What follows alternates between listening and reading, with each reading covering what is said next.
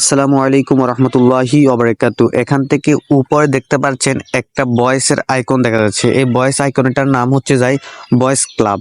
এই বয়েস ক্লাবটা কখনো আপনি ঢুকেছেন কিনা জানি না। এখানে ঢোকার পরে দেখবেন যে অনেক খারাপ খারাপ বিশ্রী বিশ্রী কথা শোনা যায়। যেমন কি আমি আপনার যদি একটা প্রমাণ দিই, এখানে দেখতে পাচ্ছেন আমার এখানে এই আইডিগুলোর মধ্য থেকে একটা শো করেছে। এখানে দেখতে পাচ্ছেন বয়েস ক্লাব। এখানে এটাকে ঢোকার পরে দেখবেন বিশ্রী বিশ্রী কথা শোনা যায়, এমনকি বিশ্রী বিশ্রী SMS দেখা যায়।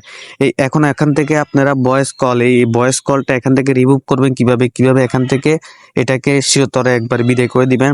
এটা আজকে আপনাদেরকে আমি দেখাবো। চলুন তাহলে মূল ভিডিওতে চলে যাই। এই ভয়েস ক্লাবটা চিরতরে বিদায় করার জন্য এখান থেকে সোজা আপনি ইমোতে ক্লিক করবেন। ইমোতে চলে আসবেন। ইমোতে আসার পরে এখান থেকে উপরে দেখবেন যে আপনার প্রোফাইল আইকনটা আছে। প্রোফাইল আইকনটার উপরে ক্লিক করতে হবে আপনাকে।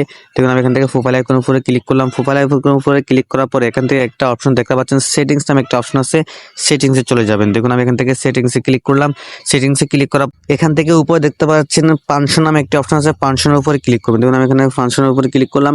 ক্লিক করার পর এখান থেকে উপরে যে অপশন দেখতে পাচ্ছেন ভয়েস ক্লাব, এই ভয়েস ক্লাবটা এখান থেকে অফ করে দিবেন। অফ করার পর এখান থেকে কনফার্ম করে দিবেন। কনফার্ম করলে আপনার ভয়েস ক্লাবটা রিমুভ হয়ে যাবে। দেখতে পাচ্ছেন এখন কিন্তু উপরে যে ভয়েস ক্লাবটা ছিল এটা নাই। এমনকি এখানে যে একটা শো করছিল এখানে এটাও এখান থেকে চলে গেছে। এভাবে আপনি খুব সহজে আপনার এখান থেকে ভয়েস ক্লাবটা রিমুভ করতে পারবেন। আশা করি খুব সহজে বুঝতে পারছেন। ভিডিওটি দেখে যদি আপনার একটু উপকার হয়েছে মনে করেন তাহলে অবশ্যই পাশে থাকবেন, সাপোর্ট দিবেন। দেখা হবে নতুন কোনো ভিডিওতে। আল্লাহ হাফেজ।